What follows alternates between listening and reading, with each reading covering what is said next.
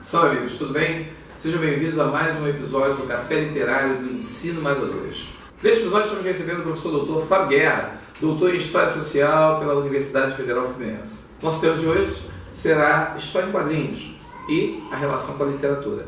Lembrando que o Café Literário tem o apoio da livraria Casa Verde, aqui na rua Jurupari 42, em pleno coração da Tijuca.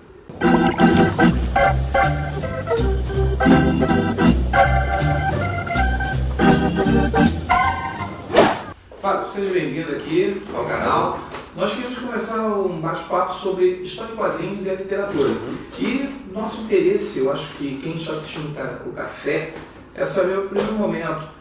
Essa história, a história em quadrinhos, a história, o histórico dela, se é possível, assim, dá para a gente entender um pouquinho? Tem sim, obrigado pelo convite, Sérgio. O que acontece? Existe uma ideia de que as histórias em quadrinhos, como a gente conhece hoje, né, hoje também chamada de arte sequencial, elas teriam origem no final do século XIX, tá? Com produções de tiras de quadrinhos nos jornais dos Estados Unidos. Mas se a gente for pensar na questão de arte sequencial, isso aí pode remeter muito tempo. Por exemplo, pinturas rupestres na pré-história, os hieroglifos no Egito Antigo. Né? Então você tem maneiras, ele tenta pensar ali a Baia na Idade Média. Então, ou seja, eram como você contava histórias em sequência. Então, ou seja, a história em quadrinhos, o primórdio dela seria muito mais tempo. Mas como a gente conhece, nós podemos falar do final do século XIX. Né, principalmente com um personagem chamado Yellow Kid, ou chamado Garoto Amarelo, né, que era sobre um menino que tinha traços asiáticos, né, e ele, a primeira coisa que se caracterizou para dizer que era uma história em quadrinhos era o uso dos balões de fala, coisa que não tinha antigamente. O que você tinha de arte sequencial antigamente, por exemplo, até mesmo o ítalo brasileiro Ângelo Agostini, que escreveu aqui em algumas revistas aqui no Brasil, no século XIX, é que não tinha um balão, era como se fosse um texto-legenda. Né? Então, ou seja, a partir do momento que você teve o uso do balão, que você considera exatamente como é a história em quadrinhos de fato. E daí depois vai os Sobrinhos do Capitão, vai o Little Nemo, né? E até chegar aqui no Brasil. No Brasil podemos dizer que ele não veio tanto pelo jornal, mas sim pelas revistas ilustradas. Então você tinha Fonfon, Careta, né? Mais tarde você vai ter o Cruzeiro. E o Mário. E dentro do Mário vai surgir a primeira revista de quadrinhos aqui do Brasil, que vai ser o Tico Tico.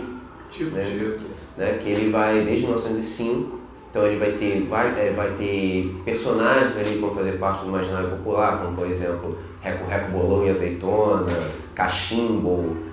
Você vai ter Chiquinho Jagunço, que vai ser já uma adaptação de um personagem americano chamado Buster Brown. Então, ou seja, ele vai ter, você vai adaptar, mas sempre com cuidado de transportar isso aí para a realidade brasileira. O Zé Carioca, esse período? Não, o Zé Carioca mais à frente. O Zé Carioca ele é da década de 40, ele surgiu exatamente da política da boa vizinhança que o presidente Franklin Roosevelt americano estava empregando na América Latina naquele momento, para não ter uma questão de intervenção à força nos países da América Latina, seria uma coisa mais cultural. Então, por conta quando o Brasil entrou na Segunda Guerra Mundial, o Disney veio aqui ao Rio de Janeiro, né, realmente como porta-voz do governo americano e criou um personagem que diria o que é ser brasileiro. Né? Então, ele faz um desenho animado, que ele interage com o Pato Donald, e isso aí vai ter até uma série de desenhos da Disney que vão ter nesse sentido. Por exemplo, você vai ter o Pateta como se fosse representando um gaúcho, você vai ter o Mickey Mouse na Amazônia, você vai ter um personagem mexicano que é um galo chamado Pantito. Né? Mas isso aí tudo vai servir da questão cultural. O Zé Carioca vai ter essa peixe de ser o personagem brasileiro, mas ele foi criado pelos Estados Unidos. Aqui, quando você vai ter essa difusão de histórias em quadrinhos, aí a Disney ela vai ter muito disso, ela vai ter uma liberdade, tanto aqui no Brasil, a Itália também vai ter muito isso, de você criar as próprias histórias voltadas para a realidade daquele país. Então, por exemplo, o Zé Carioca vai virar um personagem que mora num bairro pobre, chamado Vila Churupita, ele vai ter um time de futebol, ele vai namorar a personagem, vai ter um nome bem brasileiro, que é Rosinha. Você vai ter outros personagens como Nestor, Pedrão, Afonsinho, né? Todos eles inspirados em como se fosse estereótipos do brasileiro. E o próprio Zé Carioca também vai ter outros, vai ter primos, vai ter o Zé Paulista, Zé Mineiro, Zé Gaúcho, Zé Baiano, todos com características estereotipadas, é verdade, desses estados brasileiros. Né? Aí, com essa evolução, qual foi o grande salto histórico assim, que a gente pode falar assim, que deu esse quadrinho que nós temos hoje? Nos anos, nós podemos dizer assim, temos uma chamada Era de Ouro dos quadrinhos, década de 30, 40, início dos 50, quando você tem efetivamente uma revista em quadrinhos, que até então o que você tinha de publicação era mais nos jornais, era em forma de tiras. Quando você tem essa produção em massa, você juntar várias páginas num único produto, aí você tem esse boom. Então aí quando você começa a surgir os super-heróis, né? Super-Homem, Batman, Capitão América, Mulher Maravilha, você tem personagens que hoje em dia fazem parte, todo mundo consegue reconhecer como Snoopy, Charlie Brown, o Recruta Zero. Né? E aqui no Brasil você também começa a ter também esses personagens, como por exemplo a Turma da Mônica. Né? Puxando um pouquinho mais, já saindo um pouco dessa área de ouro, mas no final dos anos 50. Correto. Né? E também com o Ziraldo, com a Turma da Mata, que é um personagem símbolo dele, que é o Pereira, que é um Saci. Né? E aí vai usar muito dessa brasilidade, vai ter índio, vai ter animais dessa fauna. Pois bem, então os quadrinhos vão seguir nessa linha. Nos anos 50 vai ter uma certa queda dos quadrinhos, porque vai surgir um código, que a partir de um livro de um psicanalista alemão chamado Friedrich Wertham, que vai ser a chamada Sedução do Inocente, que ele vai dizer que as histórias de quadrinhos seriam maléficas às crianças, provocariam delinquência juvenil. Então é daí que surge, por exemplo, a questão de que o Batman e o Robin seriam um casal homossexual, né? O Super-Homem seria um personagem que poria muita superioridade aos demais, a Mulher Maravilha também não seria bem vista por questão de sadomasoquismo, enfim, uma série de circunstâncias. Então você tem uma retenção desses quadrinhos e começa a ser criado um código para eles, que é o Comics Code Authority, ou seja, que é um selo que tinha que vir das próprias editoras para dizer que aquele é um produto que as crianças poderiam consumir. Isso aí ele vai guiando anos 50, anos 60, quando você tem a ascensão da Marvel, né? Então você começa a ter outros personagens também entrando nesse sentido. Quando chega nos anos 70, aí que começa a dar uma mudança, que começa a ser abordado temas que eram proibidos pelo código, como por exemplo, o uso de drogas, você tem uma abordagem maior sobre o racismo, você começa a falar questões como relacionadas à pobreza, e acompanhado disso você tem uma evolução gráfica muito grande. Então pessoas inspiradas a uma questão mais psicodélica, né? Você dá um enfoque maior, porque na verdade o quadrinho são as duas coisas. Você junta tanto a imagem quanto com o texto, as duas coisas não são dissociadas. Correto. Né? E quando você tem nos anos 80, aí sim que você pode dizer que eu chamo de era da reinvenção. Né? Porque você começa a realmente tocar em pontos, histórias adultas. Então você tem personagens, você tem autores como por exemplo Alan Moore, que vem com Watchmen, que foi eleito pela revista Time como um dos 100 maiores romances do século XX. Quadrinho. É o único quadrinho que está nesse, né? Ele considera romance. Como romance. Interessante isso. Você vai ter o Frank Miller, que vai reinventar o Batman, né, que vai transformar o Batman, vai resgatar um pouco das origens dele como um Cavaleiro das Trevas, efetivamente, uma coisa mais dura, não tanto sombria, né, não tanto aquela coisa mais brincalhona que foi quanto do seriado dos anos 60. Né. Acho que veio muito sucesso. Aquele seriado, o Batman até mais gordinho, com aquela roupa justa e tudo mais. Ali fez você sucesso. fez fã.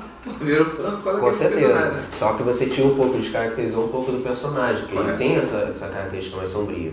Você vai ter também, a partir do virado dos 80 para os 90, também uma obra que vai ganhar o prêmio Pulitzer, que é Maus, que é de Art Spiegelman, que ele vai tratar o quê? Ele vai falar de uma história pessoal dele, do pai que foi judeu, como ele, só que sofreu o Holocausto na Polônia. E ele vai tratar aquilo ali, vai escrever a história do pai como uma história em quadrinhos. Então o Maus ele vai tratar cada personagem como um animal. Então, por exemplo, os judeus são os ratos, né? Mas não rato no sentido, é rato porque é perseguido. Né? Os nazistas serão os gatos. Né? Então por aí vai. Então cada nacionalidade ele vai criar um animal. E fez tanto sucesso a revista que ele realmente ganhou o prêmio Pulitzer. Né? Porque você teve esse salto aí, mas não só isso, tem outras obras também que a gente pode citar assim que foram nesse sentido. Por exemplo, existe uma obra que até hoje eu não entendo como é que nunca virou um filme, que eu acho que tem um potencial enorme, que é Camelot 3000, que falava sobre falava sobre a história passada no ano 3000, da volta do rei Arthur, os Cavaleiros da Távola Redonda reencarnados, só que o rei Arthur ressuscitado, só que os outros reencarnados. Então você tem casos ali que abordam claramente, você tem aspectos que eram proibidos, como por exemplo, sexo, questão racial, porque um cavaleiro retorna como negro, né? Tem outro, o Sir Tristão, ele retorna no corpo de uma mulher, e aí Isolda, que era o amor dele na vida dele, volta como mulher, então você tem um relacionamento homossexual ali, e é colocado isso no quadrinho, coisa que era totalmente apagado, né? Você tem cenas de nudez, você tem de novo a traição Lancelot com Guinevere, com relação ao rei Arthur, mas eu acho interessante porque a construção da história e a arte é muito interessante, né? Então, assim, ali você pode dizer que teve um boom. E só para a gente puxar aqui para o Brasil, você começa a ter a inserção de artistas brasileiros no quadrinho americano. Então você vai ter muitos deles escrevendo tanto para Marvel quanto para DC Comics. E uma coisa que é muito valorizada no artista brasileiro é porque ele não é fixo apenas numa obra de arte. Então ele é visto assim nos Estados Unidos como um cara que pode fazer uma charge, pode fazer um quadrinho, pode fazer um grafite, pode fazer uma pintura. Ele tem essa característica, então como ele é diversificado, ele foi muito valorizado. Então você temos como Joe Madureira, você tem Roger Guedes, né? E uma coisa interessante é que eles mudam os próprios nomes para serem mais comerciais lá dentro dos Estados Unidos. Isso lembra os cantores brasileiros que gravavam em nome americano. É isso aí. Para poder justamente ter uma aceitação do grande público. Então, por exemplo, José Benedito vira Joe Bennett. Joe Bennett. Então, ou seja, é uma maneira que ele tem de apreciar. E chegando nos anos 2000 que você tem Fábio Moon e Gabriel Bach, são dois irmãos que são reconhecidíssimos lá fora, tá, as obras deles. Então, ou seja, o artista brasileiro é bem visto nos Estados Unidos. E hoje em dia, com a difusão da tecnologia, eles não precisam morar lá, né? Eles podem mandar. Antigamente eles mandavam por fax, hoje em dia você manda ele pela internet, tem um traço, tem tudo, muito tem várias linguagens. É isso aí.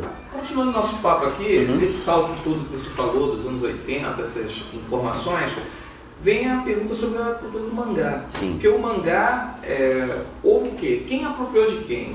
Há uma discussão aí que a cultura ocidental se apropriou do mangá e o modificou na sua essência. Outros dizem que foi o mangá que acabou pegando a cultura ocidental para poder ter uma penetração. Qual o olhar que seria o mais correto, ou se não há esse olhar mais correto? Eu acredito que são duas formas assim que podem se complementar, mas eu acredito que mais o ocidental puxou o mangá mais por, vamos dizer assim, umas 2 décadas para cá. Né? O mangá, ele já essa estrutura ali do mangá ele já existe, nasceu tanto quanto os quadrinhos ocidentais, na mesma época. Né? Ele tem uma leitura diferente, porque é de trás para frente, né? Então, ou seja, já é outra, da direita para a esquerda, é diferente de nós, aqui do Ocidente. Então, ou seja, ele tem uma característica peculiar. Quando você vai tendo ali o mangá, né, com uma arte do Japão, e não confundir porque tem outras artes, por exemplo, na China e na Coreia eles têm outros nomes, que é Manhwa, Manhwa, então, ou seja, o mangá é algo criado no Japão. No Japão. Né? Mas segue o mesmo estilo? Oi? Esse que tem parecido, mas o que ficou mesmo característico mesmo acabou sendo o mangá mesmo. Ele que ganhou essa difusão. Tanto que se você falar em indústria de quadrinhos na Ásia, é o Japão. Entendeu? É uma coisa muito absurda assim, de produção. Aí você vai criando por gêneros, tem quadrinho que tem mangá que é apenas para garotos, que é quadrinho para garotas, tem o hentai que é um mangá mais com um lado mais erótico.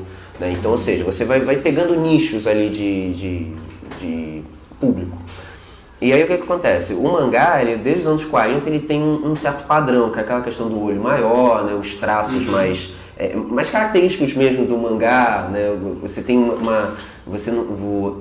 uma sequência de cenas um pouco mais lenta, né? Que isso também foi adaptado para os animes.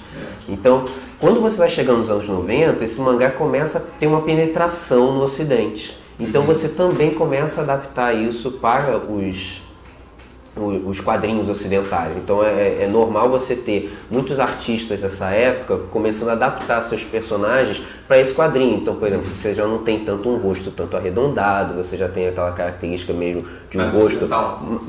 Não ocidental, mas o do mangá passando aqui para o ocidente, ele deixa de ter aquele rosto mais arredondado, mas tentando pegar um pouco mais um rosto mais em forma de cone, né? Assim, uns traços mais triangulares, que você percebe claramente que aquilo ali é uma influência do mangá.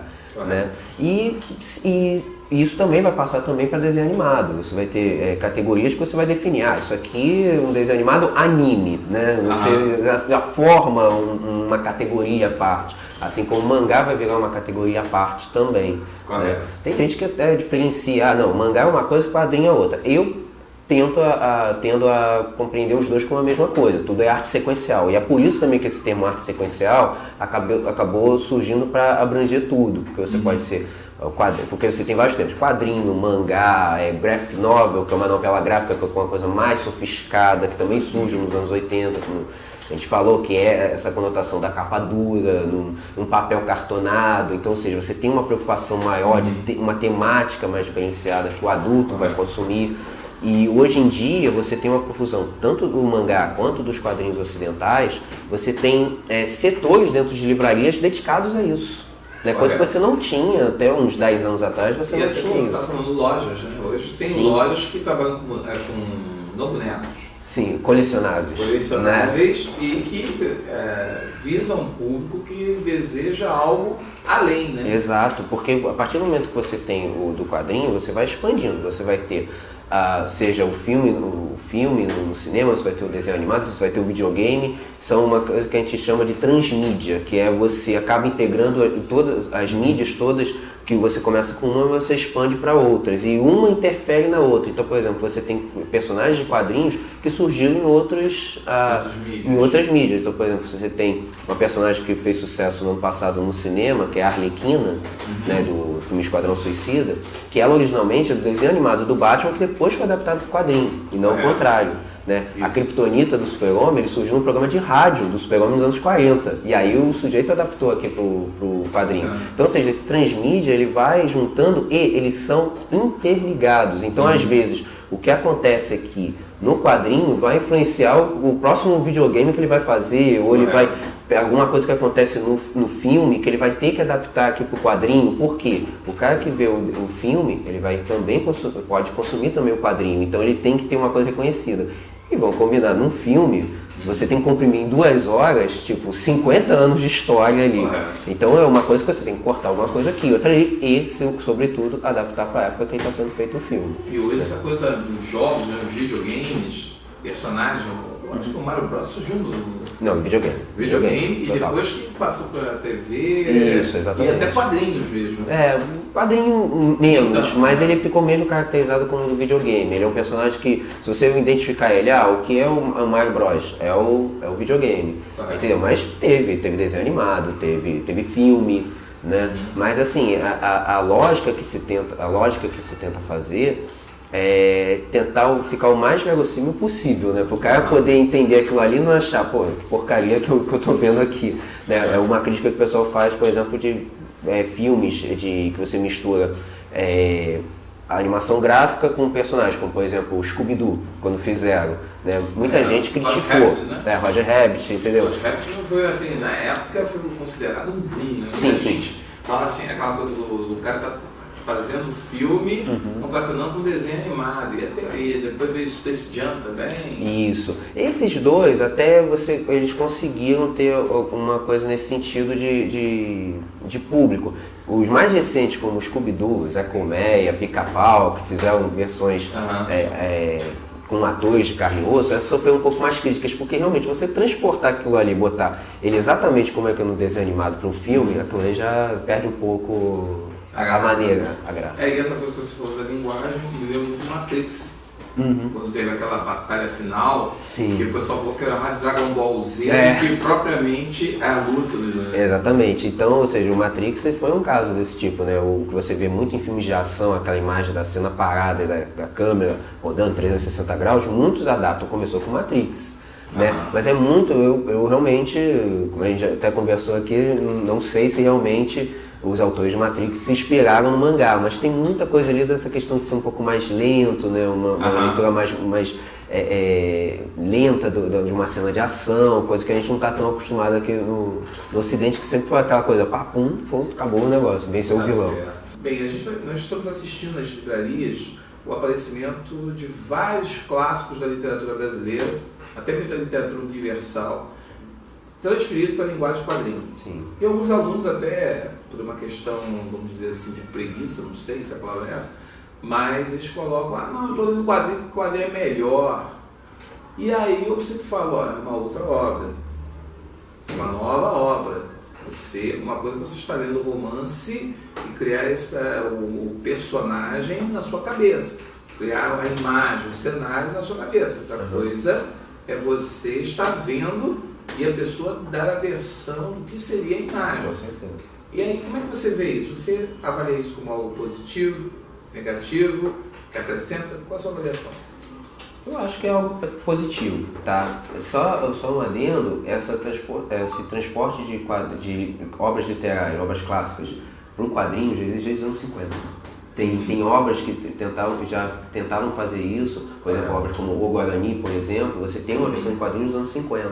Correto. Né? Porque estava na época também da questão da fotonovela, né? Então, ou seja, você chamava a atenção aquilo ali, você vendia na banca, quando nem na livraria que era vendido, era na banca, você comprava aquilo ali e o sujeito consumia. Hoje, esses quadrinhos são mais sofisticados, né? Essas adaptações. Então, você vai encontrar na livraria até um preço, talvez até meio salgado, dependendo de como está a estrutura dele, se é capa dura e tal, tudo mais. Eu vejo isso como algo positivo, por quê? Quando você pega ali o quadrinho, geralmente o quadrinho ele é um dos principais contatos de leitura que você tem quando é criança. Né? Você lê aquilo ali é bom para você poder perceber questão de lógica, né? O quadrinho começa aqui, você vai daqui, às vezes não tem, você pode ter uma cena de luta que, dependendo de como ele desenha, você pode começar em tudo quanto é lugar, porque ele tem uma lógica aqui que não tem um fim, né? Você sabe. Exato, então, ou seja, você consegue reconhecer aquilo. Então, ou seja, quando você adapta uma obra desse tipo, vai ser o primeiro contato que uma criança ou um adolescente ele vai ter com essa obra. Então, seja Dom Casmurro, seja o Alienista, o Guarani, o Grande Sertão Veredas, que está uma versão muito boa agora. Então, ou seja, é claro que depende de algumas coisas. Por exemplo, a maneira que você vai prender aquele leitor para ele continuar lendo até o fim. Né? Então, ou seja, o traço vai ser fundamental. Né? Você tem que ter um traço ali que ele que não está acostumado tanto com o quadrinho, ele vai se sentir motivado a ler aquilo ali, porque ele pode também pegar e começar assim, pô, tá chato, entendeu? Tem nada a ver. Então ele tem que ter também uma dinâmica. Como você falou, é outra linguagem, fica sendo até uma outra obra, porque você teve uma adaptação daquilo ali, você tem que ter esse cuidado, porque você não vai conseguir transportar todas as falas ali para o quadrinho, você tem que ter algo dinâmico. No livro é permitido você se estender um pouco mais sobre uma cena que está sendo narrada.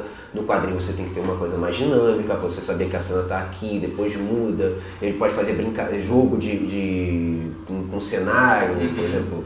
Você está num chuveiro com água quente, aí aquela vapor vai crescendo daquilo ali, vira no quadrinho seguinte, é tipo como se fosse uma lembrança de algo do passado do sujeito, memórias. Então, ou seja, você pode brincar com essa linguagem.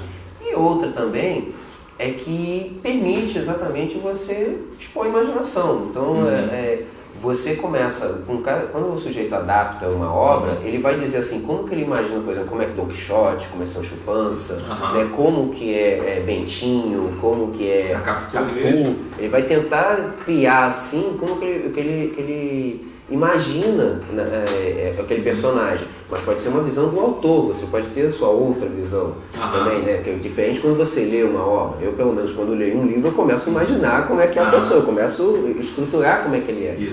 Né? E eu acho que nesse ponto então fica sendo positivo nesse lado. O que não pode deixar é pensar que é só seguir isso. Não, a obra literária sempre vai ter uma questão mais ampla, né? Para você poder aproveitar a fala, o gênero narrativo que ele está empregando aquilo ali, né? O quadrinho ele vai, vamos dizer assim, ele vai abrir portas.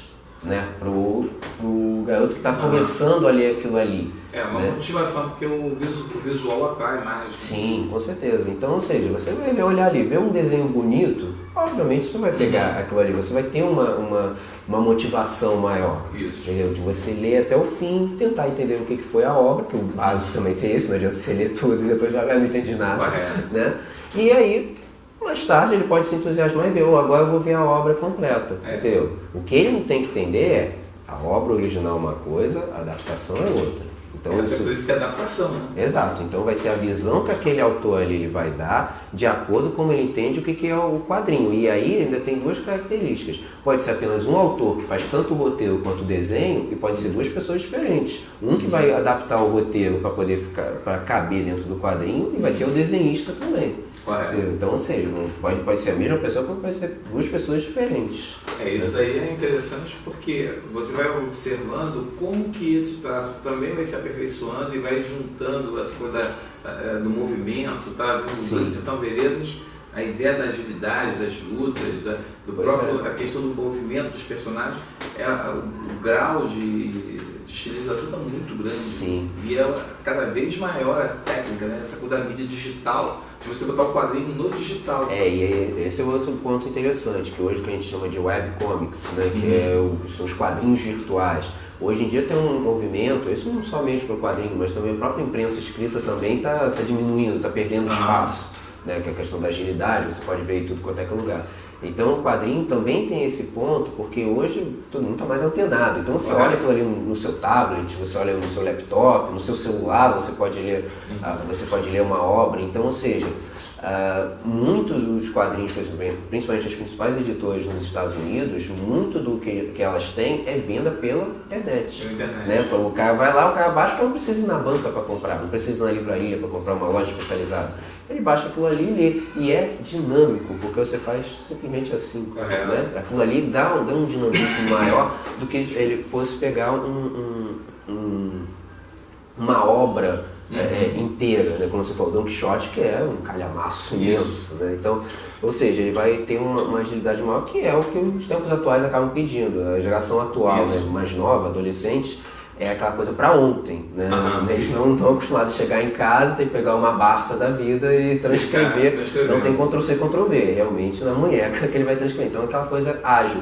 Então ele pega ali o quadrinho, lê, tal, no fim ele pode ler aquilo ali rapidamente, entendeu? E por conta dessa questão visual que também facilita para ele. Os e-books vão entrar também nesse caminho ou já estão? Já tem alguns que já seguem isso. E a gente falou da questão até do mangá, existe até adaptações literárias em forma de mangá. E não só literárias no sentido estrito de um romance, mas, por exemplo, obras conhecidas como O Capital do Karl Marx, existe uma versão em mangá, por exemplo. Você cria, você vai tendo aquilo ali, você vai adaptando esse tipo de coisa. Então, você pode pegar, por exemplo, a República de Platão também. Então, você vai adaptando.